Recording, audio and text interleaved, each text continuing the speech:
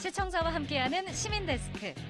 이번 주 시청자 비평 리뷰와이는 잊을만 하면 발생하는 급발진 의심사고 보도를 분석해봅니다. 소비자 입장에서 원인과 대책을 꼼꼼히 다루고 있는지 살펴봅니다. 오늘 에필로그 Y는 YTN 방송 제작을 간접적으로 체험해볼 수 있는 시간 마련했습니다. 어떤 과정으로 YTN 견학 프로그램이 진행되는지 커뮤니케이션 팀의 일과로 들여다봅니다. 잠시 후에 만나보시죠.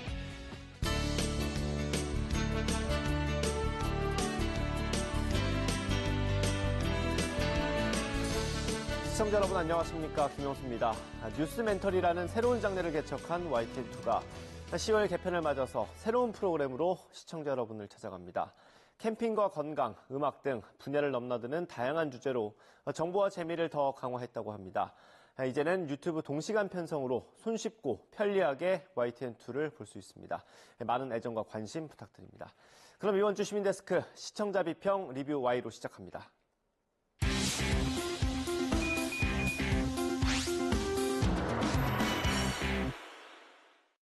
네, 세 분 어서 오십시오. 안녕하십니까.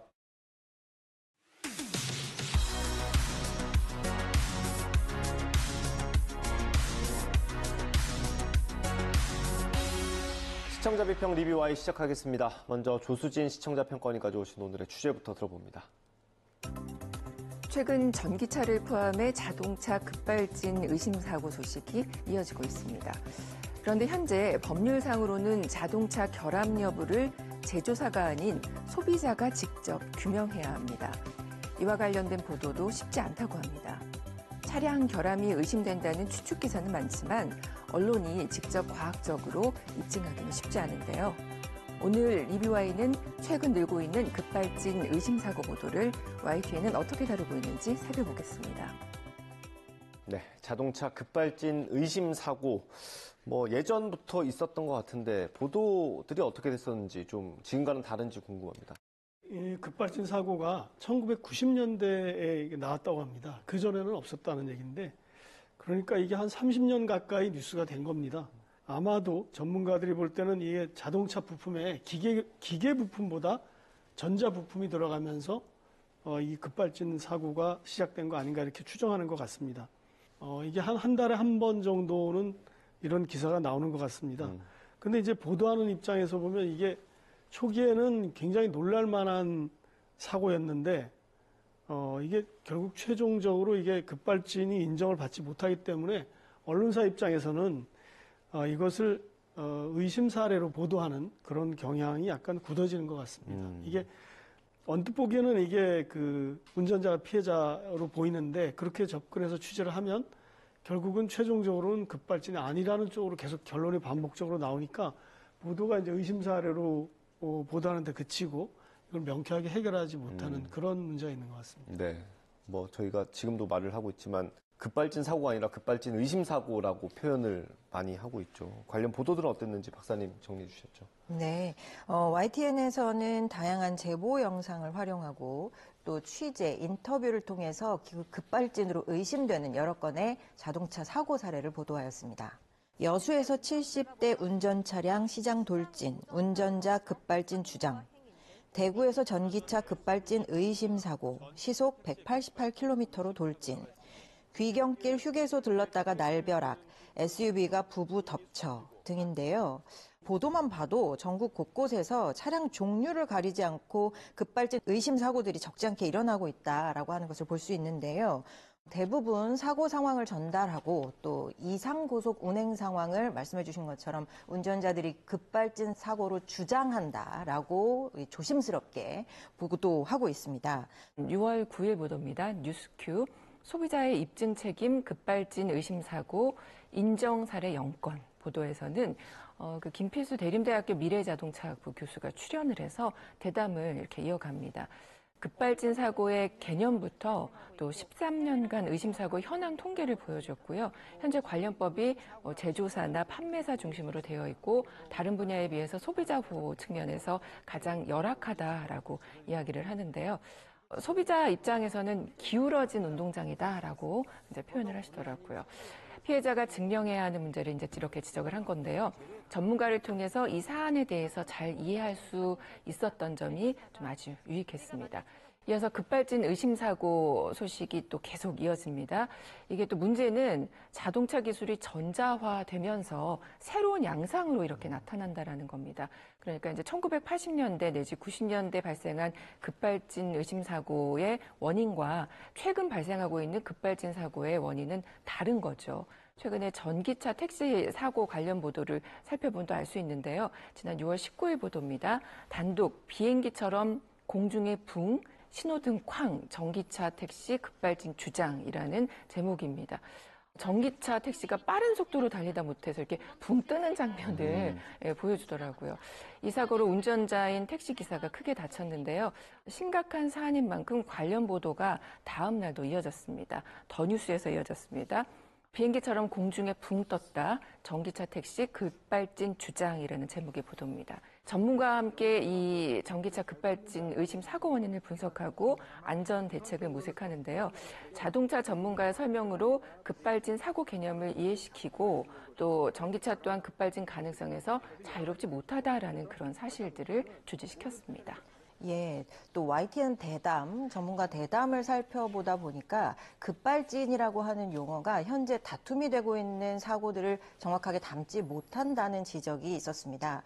운전자가 의도하지 않은 출력이나 속도를 내는 것을 모두 급발진이라고 볼 수 있고, 그래서 급발진이라는 용어보다는 의도치 않은 가속력, 이렇게 표현하는 것이 보다 정확한 표현이라고 합니다. 그리고 이제 이것이 사안을 정의하고 또 문제의 원인을 협력적으로 찾는 데도 도움이 될 거고요. 그래서 보도에서도 급발진을 의도치 않은 가속력이라는 표현으로 병행 표기 또 언급하다가 차차 바꾸어 나가는 것이 어떨까 합니다. 그러니까 이처럼 급발진 사고 원인이 자동차 기술의 그 전자화에 따라서 새로운 이렇게 양상을 보이기 때문에 이에 따른 정부 차원의 사실 종합적인 조사, 연구 이런 것도 필요하다는 생각이 듭니다. 관련한 내용의 제보입니다. 나 혼자 죽자 결단까지 급발진 의심, 생사의 고비 넘긴 운전자 제보 영상이라는 이제 보도인데요. 이 영상 말미에 보면 공정거래위원회 멘트가 나오거든요.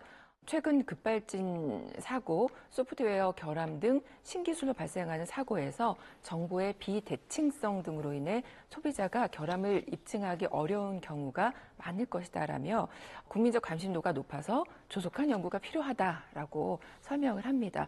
자동차의 전자장치 및 소프트웨어 신뢰성과 안전성에 대한 폭넓은 연구도 절실한 만큼 이게 이제 필요하다, 중요하다라는 것들을 담아서 전하는데요. YTN 보도를 바탕으로 또 공정거래위원회 의견처럼 조속한 연구가 실행되기를 바라는 마음입니다. 예, 여러 보도를 다루면서 놀랍다, 충격적이다 이런 표현을 계속 반복해서 접하게 됐었는데요.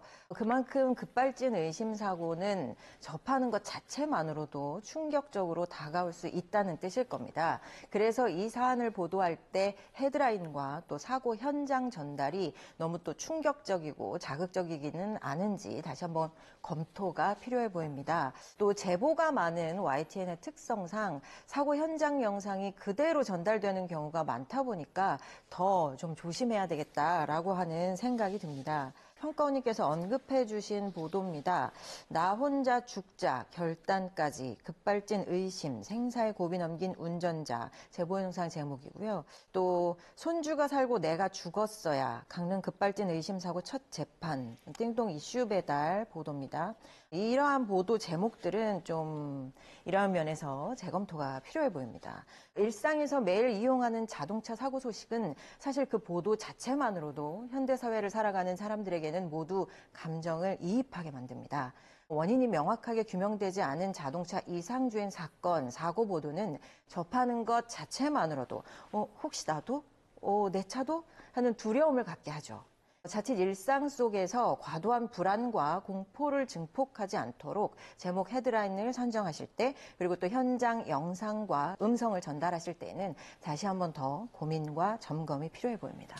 네, 이 급발진 의심 사례 결국 이제 운전자들이 원인을 밝혀내야 되는 상황인데 너무 전문적인 분야고 또 이걸 입증하기가 되게 어려운 상황 아니겠습니까? 근데 이거를 우리 탐사보고서 기록팀이 이 문제를 다뤘다고 하네요. 이 기사도 보셨는지? 예, 네. 그렇습니다. 예, 국내에서 기술 결함으로 인한 자동차 급발진이 인정된 경우가 거의 없기도 하고 또 그래서 더더욱 이 사안은 여러 가지로 언론이 접근이 어려운 이슈입니다.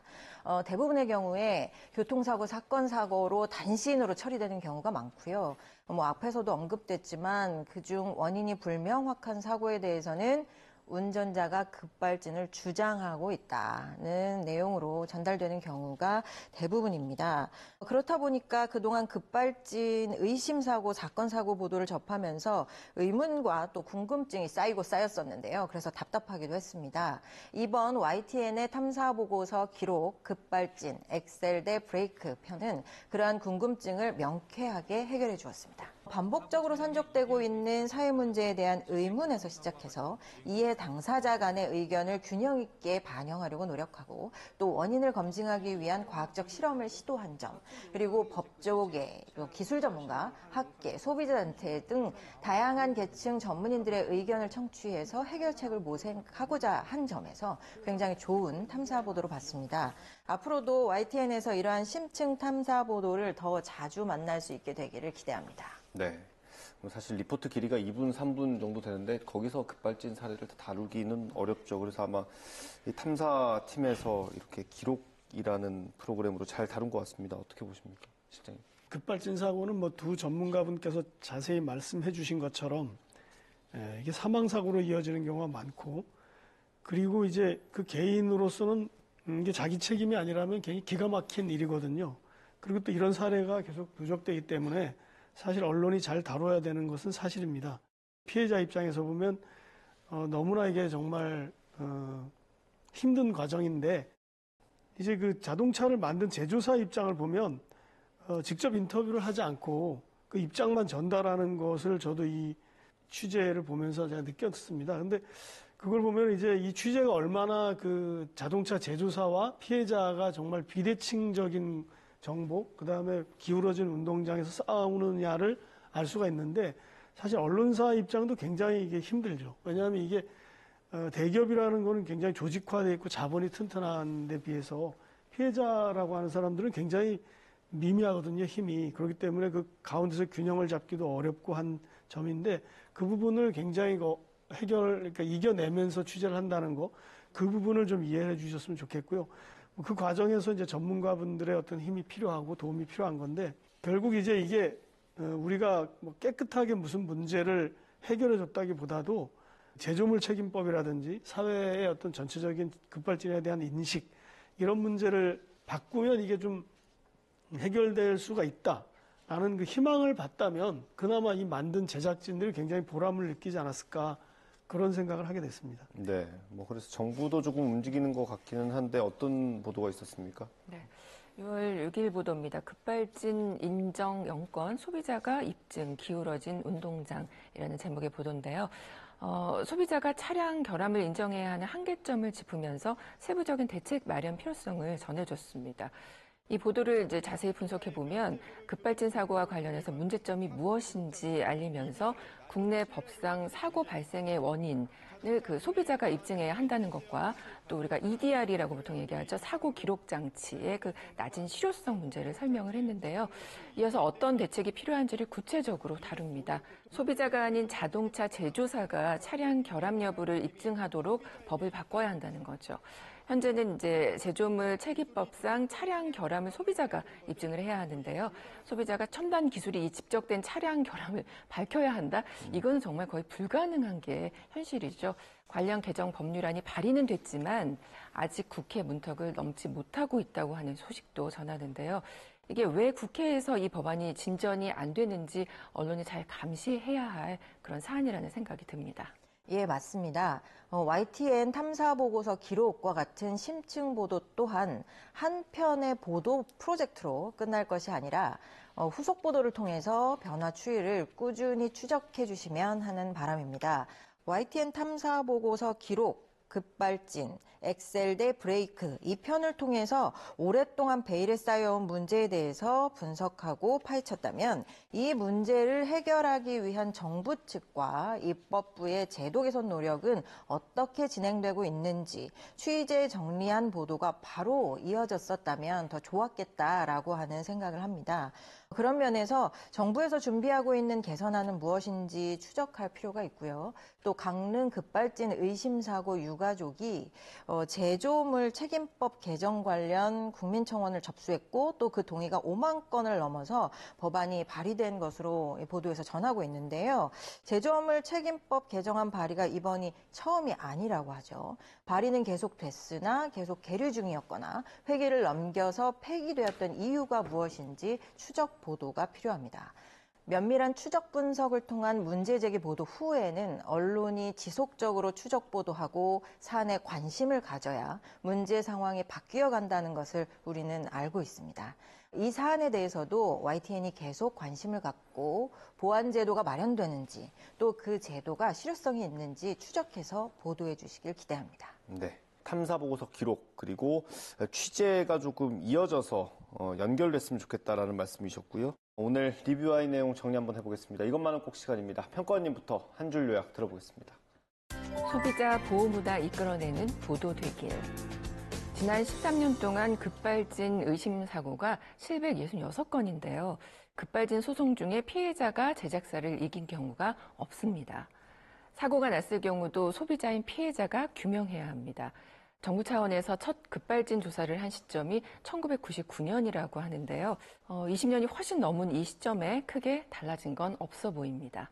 따라서 언론 보도는 정부 합동조사가 어떻게 이루어지는지 또 소비자를 보호하기 위해서 어떤 예방책들이 필요한지 지속적으로 다뤄야 합니다. 필요한 법률 제정을 위해 그리고 소비자 중심, 소비자 보호 문화를 끌어낼 수 있도록 지속적인 보도 힘써주시기 바랍니다. 네, 다음 김은정 박사님 한 줄 평 들어보겠습니다. 시민 관점에서 진실을 찾는 YTN의 탐사가 계속되길.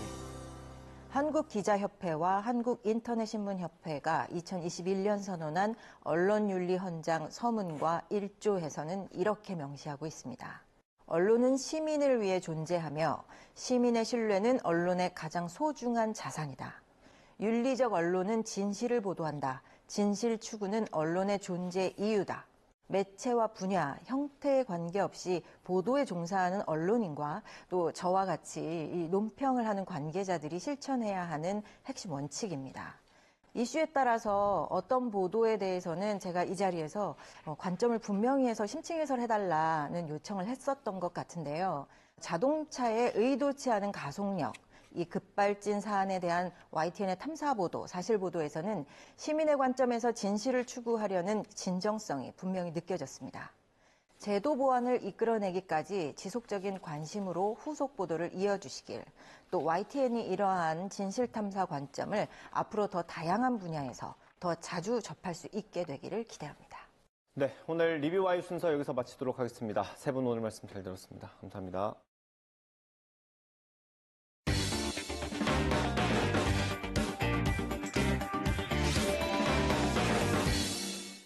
YTN만의 특색 있는 견학 프로그램은 어떻게 진행되는지 궁금하면 오늘 에필로그 Y를 참고하시면 될 것 같습니다. 화면에서 볼 수 있는 스튜디오를 직접 방문하고 방송 제작 과정을 간접적으로 체험해 볼 수 있다고 합니다. 그 과정을 소개해 드립니다. 지금 바로 만나보시죠. YTN의 24시간 생방송 뉴스를 통해 매일 만나보는 뉴스 스튜디오. 이 스튜디오에서는 시청자분들이 직접 체험할 수 있는 프로그램이 있다는 사실 알고 계신가요? YTN을 애정하는 시청자라면 누구나 가능합니다. YTN의 다양한 정보를 담은 알찬 설명부터 직접 체험해보는 코스까지. YTN 견학 프로그램의 핵심은 무엇인가요? 네, 그 핵심을 제가 YTN 사행시로 한번 해보겠습니다. 그럼 제가 띄워드릴게요. 네. YTN에 오셔서 이제부터 신기하고 재미있는 경험을 TV와 라디오 스튜디오를 체험하면서 엔조이 해보세요. 오늘 에필로그 Y 시간 커뮤니케이션 팀 이한빈 차장과 함께합니다. 네, 어서 오세요. 안녕하세요. 반갑습니다. 네. 자, 오늘은 저희 YTN 시청자분들이 좀 주목을 해 보셔야 될 것 같습니다. YTN의 자랑이죠. 이 견학 프로그램을 오랫동안 담당하고 있는 우리 담당자분을 모셔서 이야기를 나눠볼까 하는데요. 그럼 먼저 YTN 견학 프로그램에는 어떤 내용과 체험이 담겨 있는지 코스부터 설명해 주시죠. YTN은 95년 3월 1일에 개국한 회사예요. 그러니까 이제 30살이 된 회사죠. 그래서 YTN에 대한 내용, 그리고 YTN 로고에 대한 의미, 그리고 YTN의 자랑거리인 남산 서울타워를 얘기해 주는 걸로 시작합니다. 현장을 둘러보기 전에 간단한 설명을 하는 거는 YTN에 대한 이해도를 높이고 호감도를 높이기 위한 그런 전략이라고 할 수 있죠. 그리고 마지막으로 이제 보도 제작 현장을 이제 체험하는 것으로 이제 마무리가 되는데요. 잠깐 YTN 스튜디오에 대한 설명을 잠깐 드리면 이 건물을 지을 당시에 사업건립 추진단에서 미국의 CNN이나 영국의 BBC 같은 방송국을 다녀와서 그 장점들을 여러 곳에 이제 녹여서 이제 지었는데요. 그중 하나가 스튜디오 윗부분에 창을 뚫어가지고 언제든지 견학 오는 사람들한테는 생방송하는 뉴스 현장을 볼 수 있게끔 한 겁니다. 그래서 학생이나 어른 할 것 없이 그런 뉴스 진행하는 현장을 보면 너무 신기하더라고요.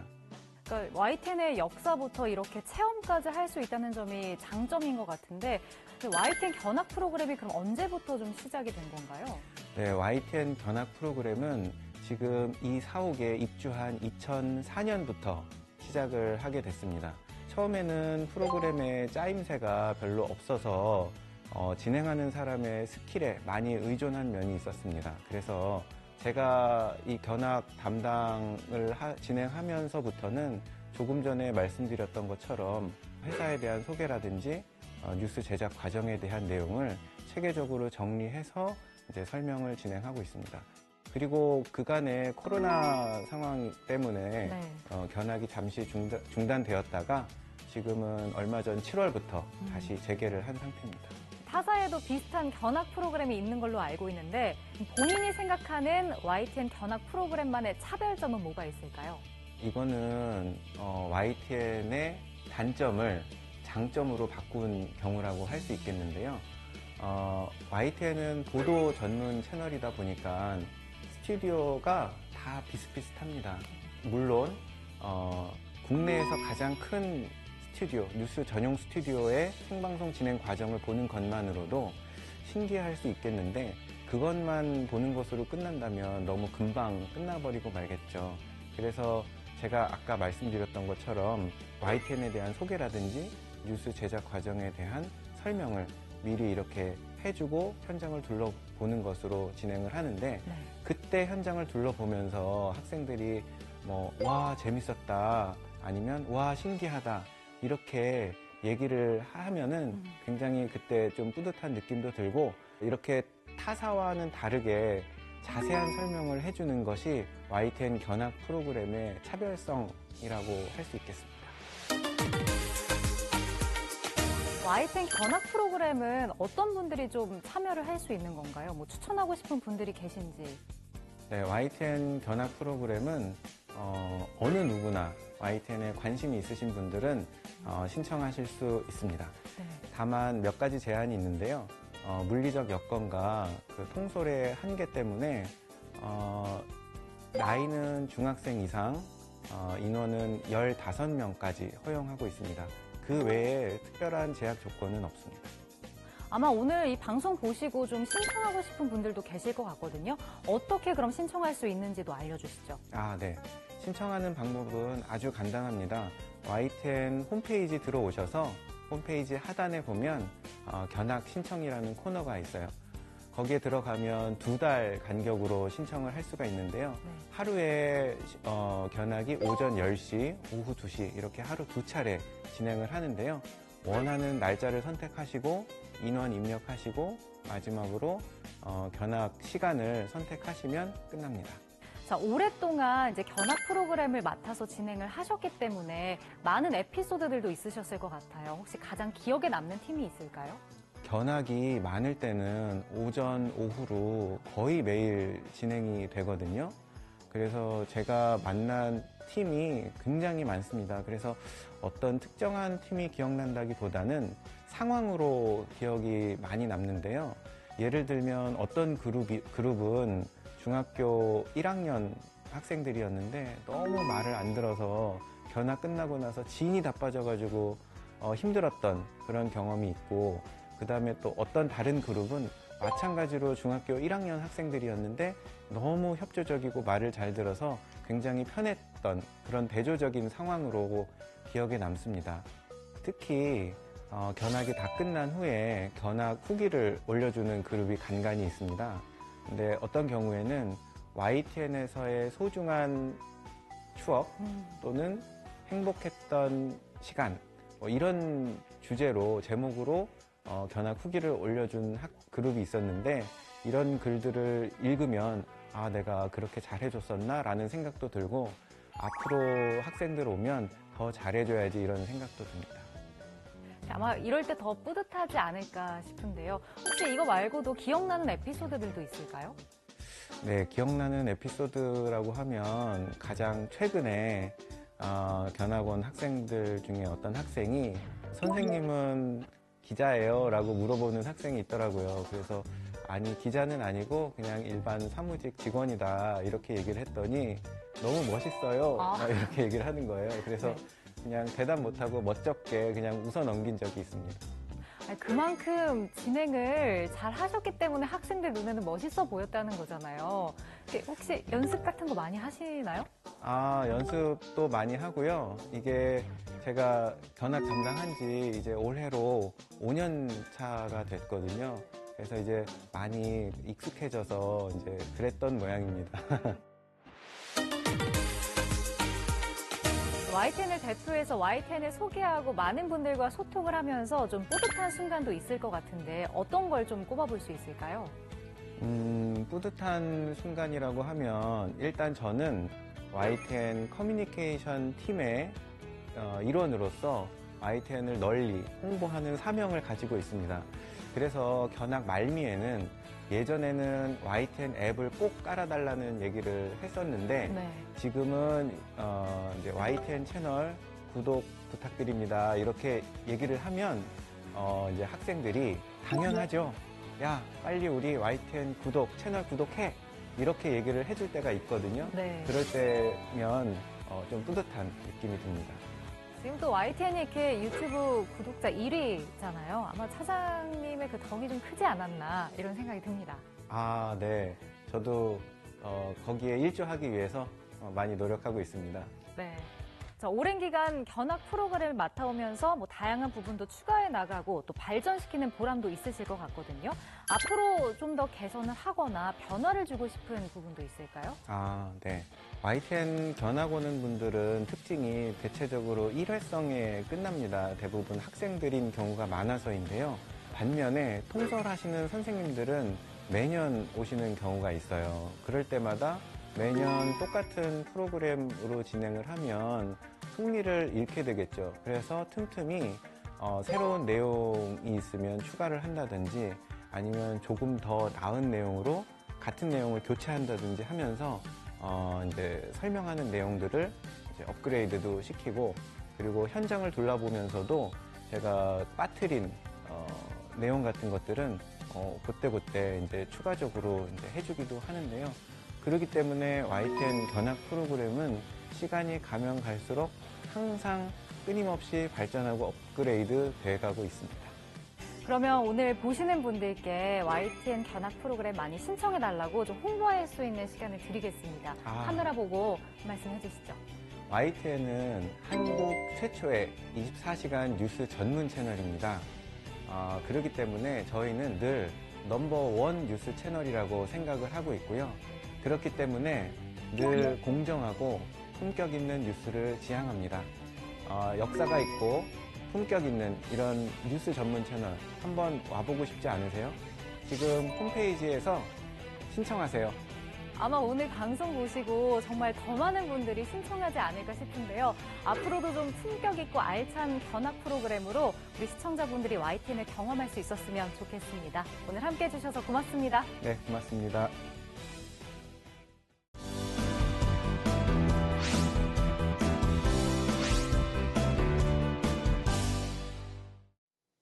안녕하세요. YTN DMB 시청자평가원 정은정입니다. 지난 10월 1일은 75주년 국군의 날이었습니다. 6.25 전쟁을 겪은 우리나라는 국가를 위해 희생한 수많은 국군 장병들을 잊지 말아야 할 텐데요. 뉴스멘터리 전쟁과 사람을 통해 잊혔던 영웅들을 만나볼 수 있었습니다.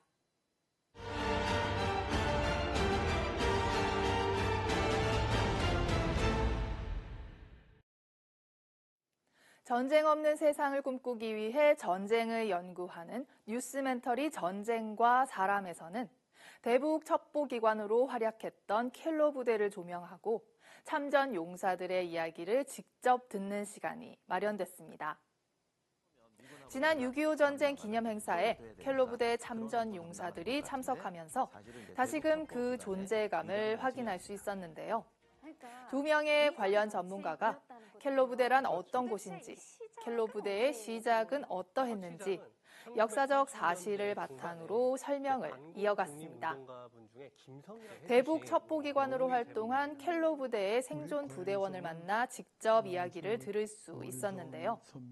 전쟁과 사람이 다뤄왔던 다른 주제들과 달리 생존자들을 직접 만났다는 점에서 이 땅에 전쟁이 있었고 그것이 그리 오래전 일만은 아니라는 사실이 더욱 크게 다가왔습니다. 인천 상륙작전에서의 켈로 부대의 활약상도 실제로 작전에 참여했던 부대원의 입을 통해 들을 수 있었습니다. 당시 사진과 일화는 우리나라의 근현대사를 보다 생생하게 뒷받침했습니다.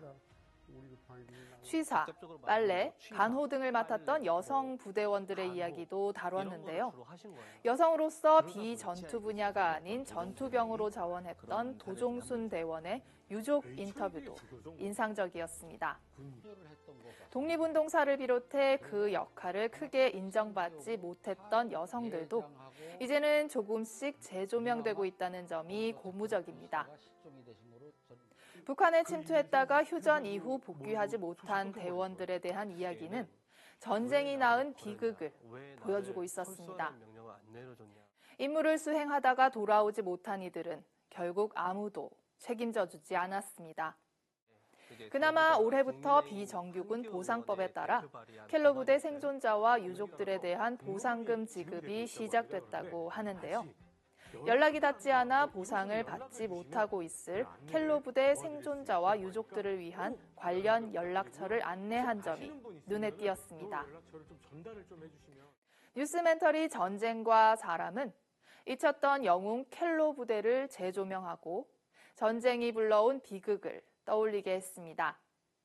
특히 이번에는 전문가의 설명 외에도 참전 용사들과 유족의 증언을 직접 들을 수 있었다는 점에서 전쟁의 역사가 멀지 않은 일이었음을 다시금 느낄 수 있었습니다.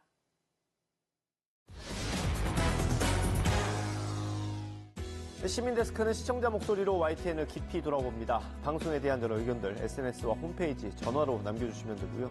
저희는 다음 주에 다양한 시청자 의견으로 돌아오겠습니다. 시청해주신 여러분 고맙습니다.